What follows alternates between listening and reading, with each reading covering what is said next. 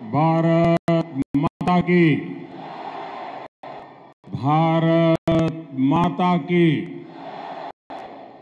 हैदराबाद, सिकंदराबाद, मलकाजगिरी, चेवल्ला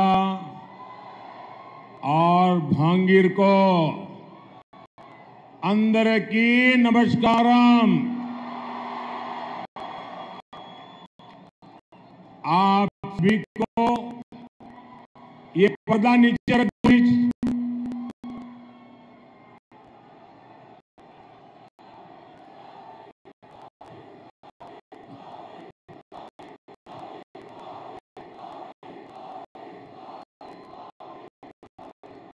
आप सभी को अक्षय तृतीया की बहुत बहुत शुभकामनाएं। आपके जीवन में सुख रहे, समृद्धि रहे, लक्ष्मी जी का आशीर्वाद रहे, आपका भाग्य बना रहे, सौभाग्य बना रहे, ईश्वर से यही कामना है। तेलंगाना अक्षय तृतीया एक बड़ा त्योहार होता है। इसके बावजूद भी आज मैं एक दूसरा कार्यक्रम तेलंगाना में कर रहा हूं और जिस प्रकार से लोग उत्साह उमंग के साथ जुड़ रहे हैं, भारत के उज्जवल भविष्य के लिए ये आपका कमिटमेंट दिखाता है। साथियों, हैदराबाद तो स्पेशल है ही, ये वेन्यू भी और स्पेशल है। आप में से बहुत लोगों को याद होगा 10 साल पहले यही एक विराट सभा हुई थी और एंट्री के लिए पैसे देकर के टिकट लेना पड़ता था। और वो एक ऐसा टर्निंग पॉइंट था जो इस धरती से पूरे देश में निराशा को आशा में बदलने की आंधी चली थी। और ये दृश्य, ये माहौल साफ बताता है कि तेलंगाना का मूड क्या है। तेलंगाना कह रहा है कांग्रेस नको, बीआरएस नको, एमआईएम नको, बीजेपी कोई छोड़ देंगे, बीजेपी को जिताएंगे। साथियों, मैं तेलंगाना में जहां जहां गया हूं, एक अभूतपूर्व क्रांति मैं देख रहा हूं। तेलंगाना के परिणाम पूरे देश में उत्साह भरने वाले परिणाम आने वाले हैं। साथियों, 4 जून के नतीजे अब बिल्कुल स्पष्ट है। 4 जून को देश जीतेगा। कौन जीतेगा? कौन जीतेगा? 4 जून को 140 करोड़ भारतीयों का संकल्प जीतेगा। और 4 जून को भारत के विरोधी हारेंगे। 4 जून को आत्मनिर्भर भारत अभियान के विरोधी हारेंगे। 4 जून को सीएए कानून के विरोधी हारेंगे। 4 जून को यूनिफॉर्म सिविल कोड के विरोधी हारेंगे। 4 जून को बोर्ड जिहाद की बात करने वाले हारेंगे। 4 जून को आर्टिकल 70 के समर्थक हारेंगे। 4 जून को ट्रिपल तलाक के समर्थक हारेंगे। 4 जून को भ्रष्टाचार के समर्थक हारेंगे। 4 जून को तुष्टीकरण के समर्थक हारेंगे। साथियों, हैदराबाद सॉल्यूशन सिटी है। यहां हर प्रॉब्लम का सॉल्यूशन ढूंढा जाता है। आप मुझे बताइए, क्या भारत करप्शन जैसी प्रॉब्लम के साथ आगे बढ़ सकता है क्या? पूरी ताकत से बताइए, बढ़ सकता है क्या? बढ़ सकता है क्या? क्या भारत को लाखों करोड़ के स्कैम करने वाली पार्टियां आगे बढ़ा सकती है क्या? क्या यूथ की एस्पिरेशंस को इग्नोर करने वाली पार्टियां देश का भविष्य बना सकती है?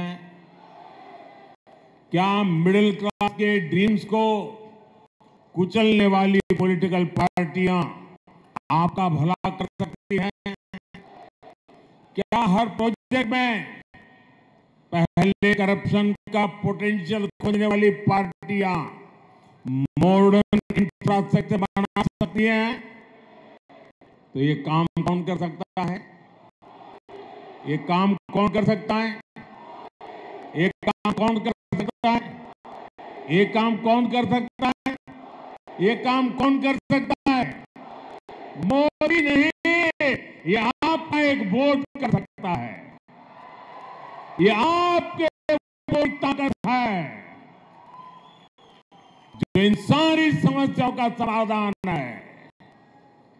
आपने बीजेपी को वोट, एनडीए को वोट दिया। भारत भी अपनी दशकों पुरानी प्रॉब्लम्स के सॉल्यूशंस पर काम करने लगा। आज इसका परिणाम हम चारों तरफ देख रहे हैं। भारत आज डिजिटल पावर है। भारत आज फिनटेक पावर है। भारत आज स्टार्टअप पावर है। भारत आज 5वीं दुनिया की सबसे बड़ी इकोनॉमी है। भारत आज स्पेस पावर है। साथियों, ये तो मोदी का ट्रैक रिकॉर्ड है। लेकिन कांग्रेस का ट्रैक रिकॉर्ड क्या है?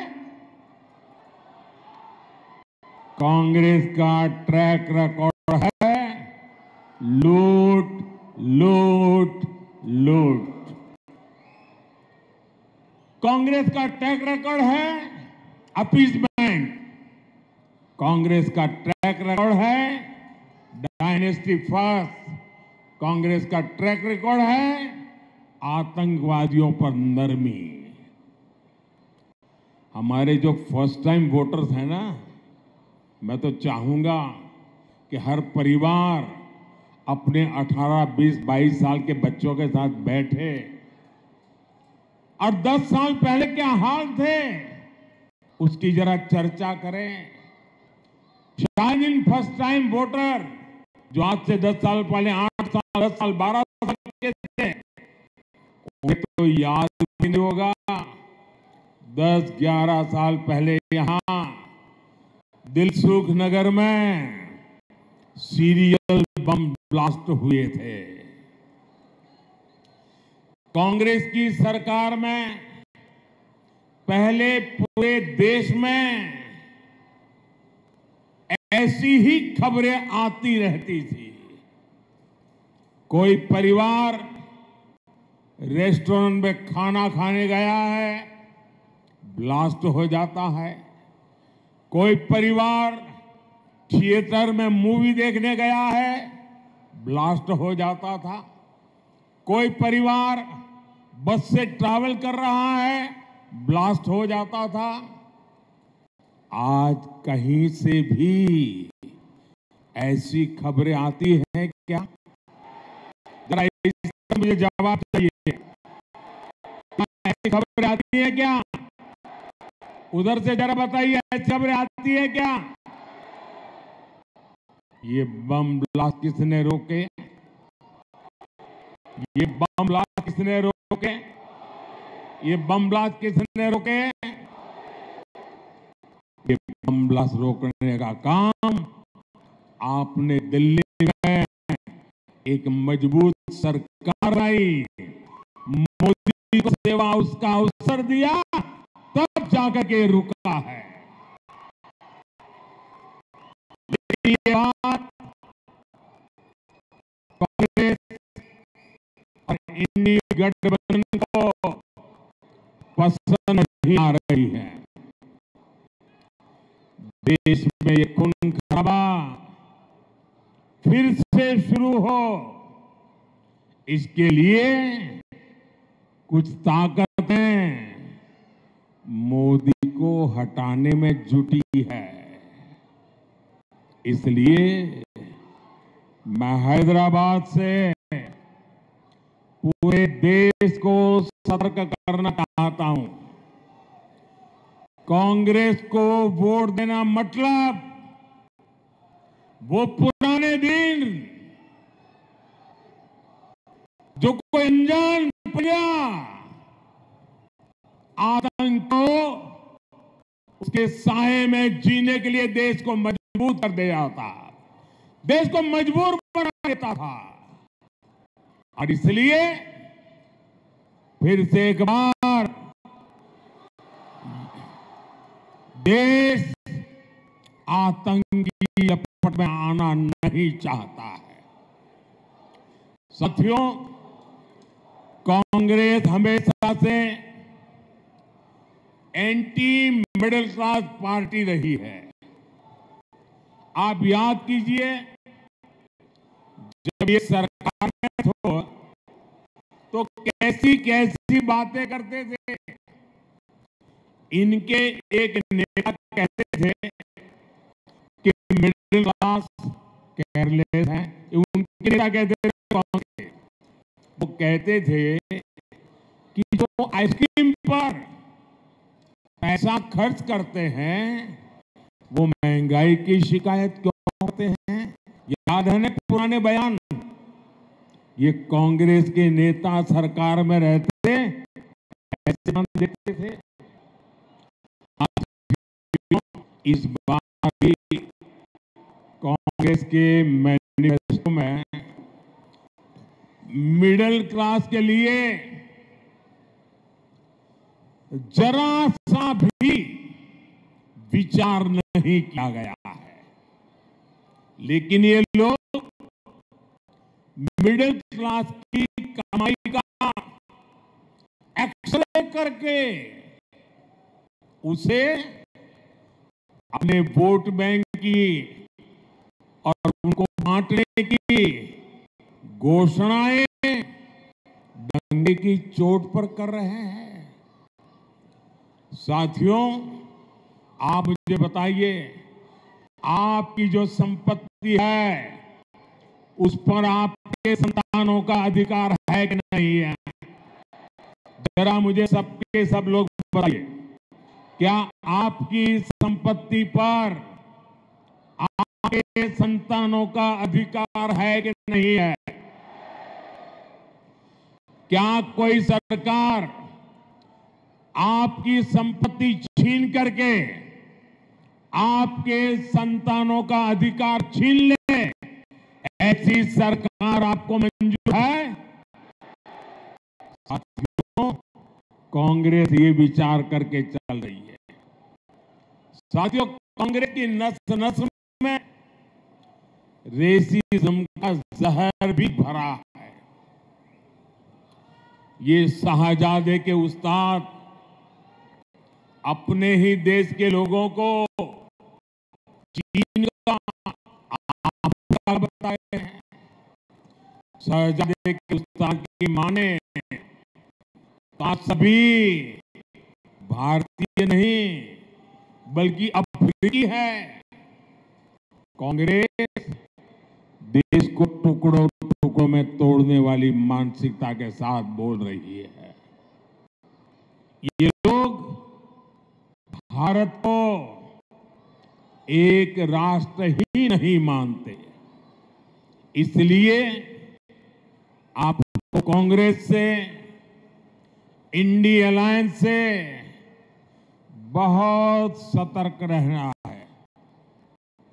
साथियों, आप सभी जानते हैं कि शहजादे को ऐसे खतरनाक आइडिया ट्यूशन करके सिखाए जाते हैं और शहजादे को ट्यूशन पढ़ाने वाले ने एक और बात कही है। वो कहते हैं कि राम मंदिर और रामनवमी मनाना गलत है। वो कहते हैं कि भगवान राम की पूजा आइडिया ऑफ इंडिया के खिलाफ है। मैं जरा आपसे पूछना चाहता हूं, क्या भगवान राम का अपमान आपको मंजूर है? क्या पूजा करना गलत है? क्या पूजना देशद्रोह है? क्या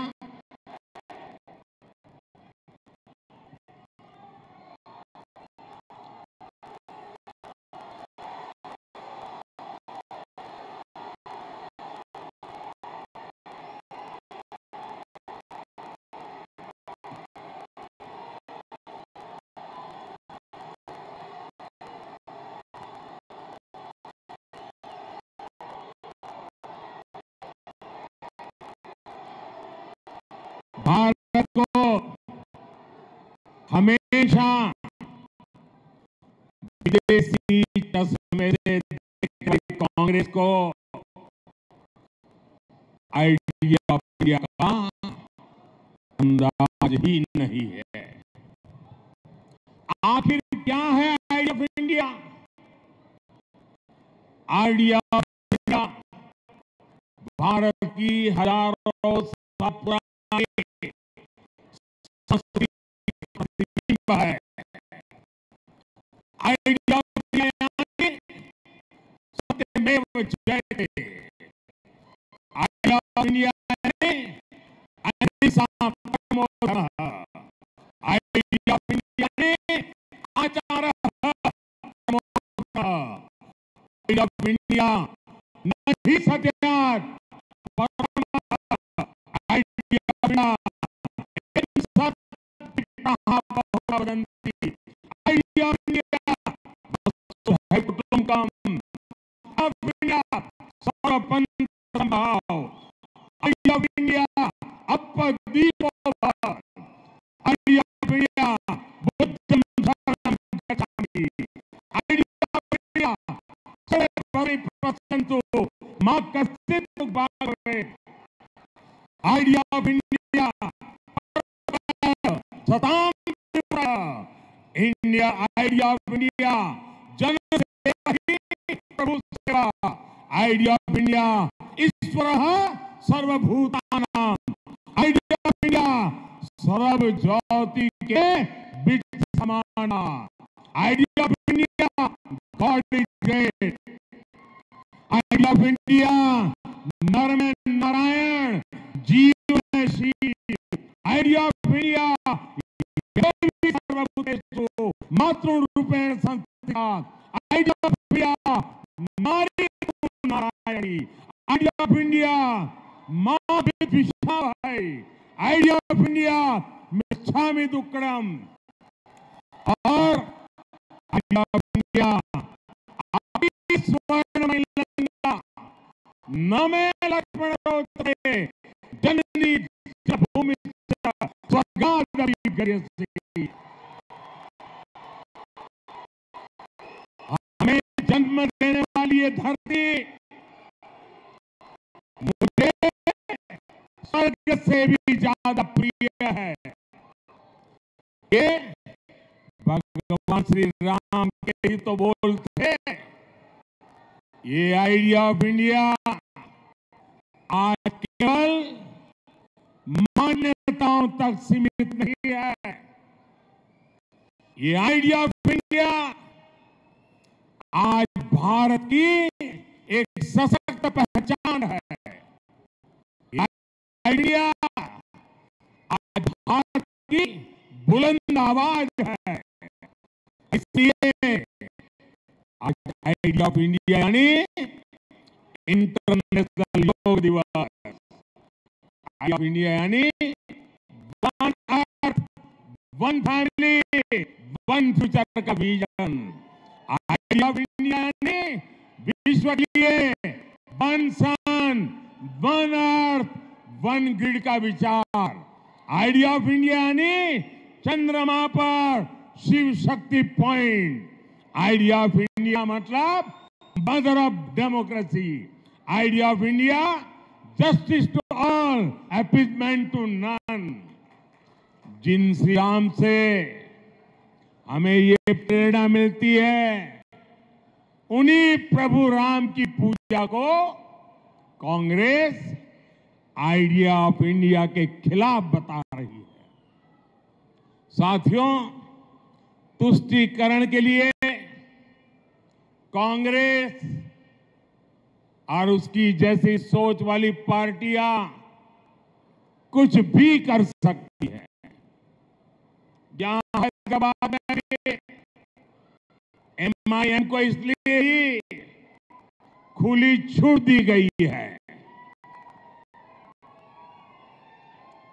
वोट बैंक न नाराज हो जाए, इसी डर से ना तो कांग्रेस और ना ही बीआरएस हैदराबाद मुक्ति दिवस मनाना चाहती है। लेकिन अब बीजेपी ने हैदराबाद को इस खौफ से मुक्ति दिलाने की ठानी है। केंद्र सरकार ने तय कर दिया है, हर साल 17 सितंबर को, 17 सितंबर को हैदराबाद मुक्ति दिवस मनाया जाएगा। भाइयों और बहनों, हिंदुओं को बांटो और अपने वोट बैंक को खुश करो, ये कांग्रेस की रणनीति है। इसलिए कांग्रेस SC, ST, BC से रिजर्वेशन छीनकर रिलीजन के आधार पर बांटना चाहती है। आपने सुना होगा और चारा घोटाले के दोषी नेता ने क्या कहा, जेल से बाहर आए हैं और क्या बोल रहे हैं, वो कहते हैं मुसलमानों को रिजर्वेशन देना ही चाहिए। और फिर इतना ही नहीं, वो कहते हैं पूरा का पूरा रिजर्वेशन मुसलमान को देना चाहिए। ये लोग BC कोटा के रिजर्वेशन को खत्म करके रिलीजन के नाम पर रिजर्वेशन देना चाहते हैं। प्रभाव जो GHMC चुनाव में पड़ा था, वो हम सब ने देखा है। जिन सीटों पर BC समाज का हक था, वो उनसे छीन ली गई। कांग्रेस यही मॉडल पूरे देश में लागू करना चाहती है। साथियों, तेलंगाना में जब से कांग्रेस सरकार बनी है तब से डबल आर टैक्स की भी बहुत चर्चा है। एक आर तेलंगाना का और एक आर दिल्ली का, इन्होंने मिलकर हैदराबाद को, तेलंगाना को एटीएम बना दिया है। मैंने किसी का नाम नहीं लिया, लेकिन डबल आर टैक्स पर यहां के मुख्यमंत्री खुद सफाई दे रहे हैं। साथियों, यहां हैदराबाद में तो ट्रिपल आर टैक्स का बोझ आपको उठाना पड़ता है। यहां एक आर रजाकार का भी है। ये रजाकार टैक्स कैसे काम करता है, ये ओल्ड हैदराबाद में दिखता है। कांग्रेस बीआरएस के समर्थन वाली मजलिस के सांसद वहां लंबे अरसे से है, लेकिन वहां बेसिक सुविधाएं तक नहीं है। साथियों, हैदराबाद में हर साल बारिश में चारों तरफ पानी भर जाता है, लेकिन बीआरएस हो या कांग्रेस, किसी ने भी आपकी परेशानियों को नहीं समझा। हर साल पब्लिक परेशान रहती है। इससे हेल्थ और एजुकेशन, हर सर्विस, उस पर बहुत बुरा असर पड़ता है। यहां पावर से लोग परेशान हैं। साथियों, बीजेपी तेलंगाना के तेज विकास के लिए प्रतिबद्ध है। तेलंगाना को किसने दिया? तेलंगाना को 4 वंदे भारत किसने दी?